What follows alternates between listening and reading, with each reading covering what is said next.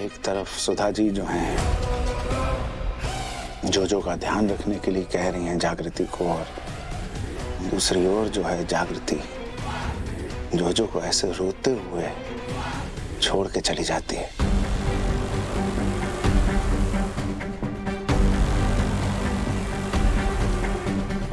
और ये बहुत चिंता हो रही है मुझे ठाकुरायन जी आपकी बहू के लिए, और ये चिंता मैंने सूरज से भी व्यक्त की थी।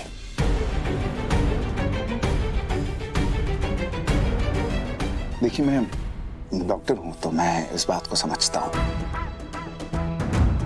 भाई साहब को सजा दिलाना जागृति के जीवन का एकमात्र लक्ष्य था, और इस लक्ष्य में वो बहुत बुरी तरह से असफल हुई है। और ये बात उसका मन जो है इसको सह नहीं पा रहा है, बहुत बुरा सदमा लगा है बच्ची को। उसका दिमाग इस बात को स्वीकार नहीं कर पा रहा है कि वो भाई साहब को सजा नहीं दिला पाई। यही कारण है शायद कि वो मेरे अंदर भी भाई साहब को देख रही है और मुझे सजा दिलाकर वो अपने मन को संतुष्ट करना चाह रही है। और ये करने के लिए वो बच्ची किसी भी हद तक जाने के लिए तैयार है। मेडिकली अगर दिमाग पे काबू ना किया जाए तो ऐसे जो मानसिक रोगी होते हैं वो छोटी छोटी बातों पे रिएक्ट करने लगते हैं, छोटी छोटी बातें बोलने लगते हैं। उदाहरण, जागृति ने खुद सुधा जी का विपासना का फॉर्म भरा और आज खुद भूल गई कि कौन से सेंटर में वो गई है और पूछ रही है। ऐसे मानसिक रोगी अपने परे देख नहीं पाते हैं। ममता भावना, दूसरों की पीड़ा समझने की क्षमता खत्म हो जाती है। वरना आप मुझे बताइए, जोजो को रोता हुआ देख क्या हमारी जागृति कभी उसको छोड़ के जा सकती थी? कभी नहीं। अगर जल्द से जल्द उसकी दिमाग की ये हालत का इलाज शुरू नहीं किया तो दिन प्रतिदिन और खराब हो जाएगी उसकी हालत।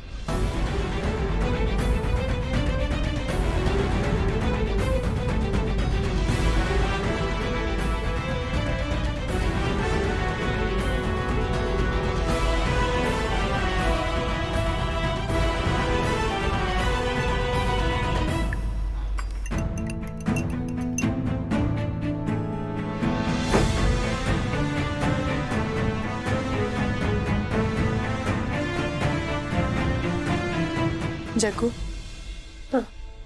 एक बात बता मुझे, तूने खुद सुधा को विपासना वाली जगह पे जाने के लिए सुझाव दिया था। अब जब वो वहां चली गई है तो तू इतना हैरान परेशान क्यों है? जग्गू, एक बार ट्राई तो करना शशि चाचा को समझने की। देख, वो ये बात मानते हैं, समझते हैं कि तेरा पास्ट बहुत ट्रॉमेटिक रहा है, ऑफ कोर्स के अंकल के कारण, पर चाचा जी तो ऐसे। वो कालीकांत ठाकुर है सपना, वो ना एक बहुत ही शातिर और डेंजरस क्रिमिनल है। क्राइम्स तो कर ही रहे हैं वो, लेकिन आप सबका दिमाग भी कंट्रोल कर रहे हैं। खेल खेल रहे हैं वो, बेवकूफ बना रहे वो सबको। जग्गू, ये सब क्या बोले जा रही तू बेटा? वही गंगा माँ जो मैंने आईपीएस ट्रेनिंग में सीखा है, क्रिमिनल साइकोलॉजी और विक्टिम बिहेवियर, अपराधी की मानसिकता और खुद को पीड़ित बताने की आदत। अच्छे से कवर किए थे टॉपिक्स मैंने। कालीकांत ठाकुर क्या कर रहे हैं, क्यों कर रहे हैं, सब पता है मुझे। पर जग्गू, एक बार सपना, तूने वो चाची जी का वीडियो देखा था? हाँ, तूने उनकी आंखें देखी थी? उनकी आंखें क्लियरली बता रही थी कि उनके सामने कोई खड़ा है जो उन्हें बता रहा है कि क्या बोलना है, कब बोलना है, कैसे बोलना है।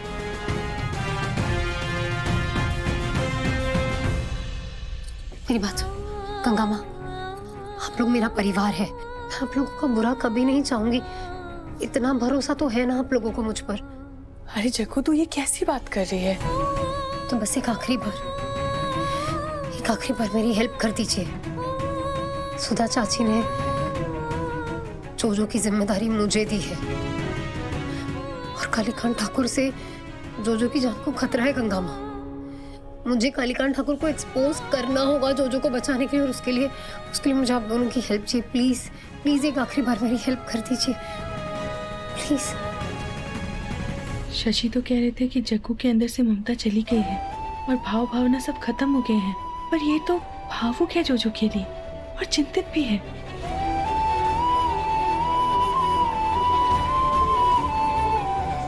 जग्गू, आज तक तूने हम सबका साथ दिया है, अब हमारी बारी है। बता क्या करना होगा हमें?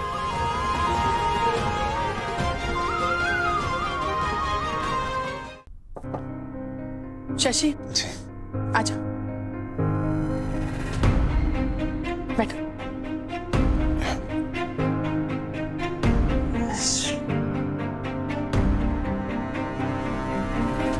हमारी आत्मा खुश कर देने वाली इलायची चाय, बड़े दिनों बाद नसीब हुई ससुरा।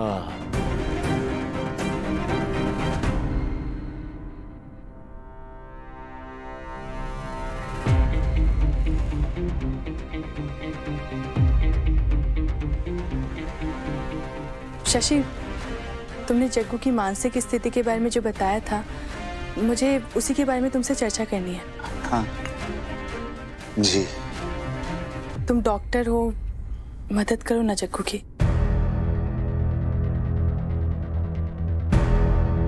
जी मैं मदद करना चाह रहा हूं और उसकी हालत बहुत बहुत नाजुक है।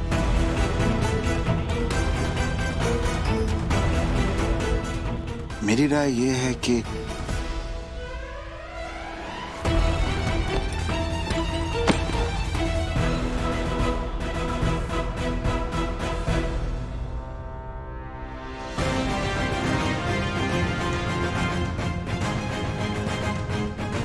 घबराइए मत। जग्गू, आज तक तूने हम सबका साथ दिया है, अब हमारी बारी है। बता क्या करना होगा हमें? एक प्लान है मेरे पास।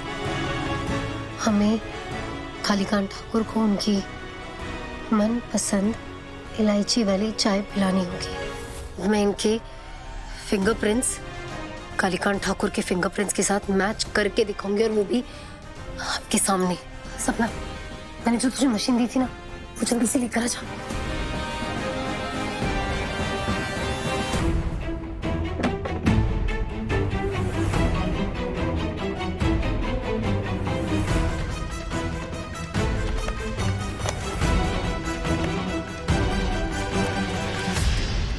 ये देखिए, ये वो फिंगरप्रिंट्स है जो कालीकांत ठाकुर के हमने लिए थे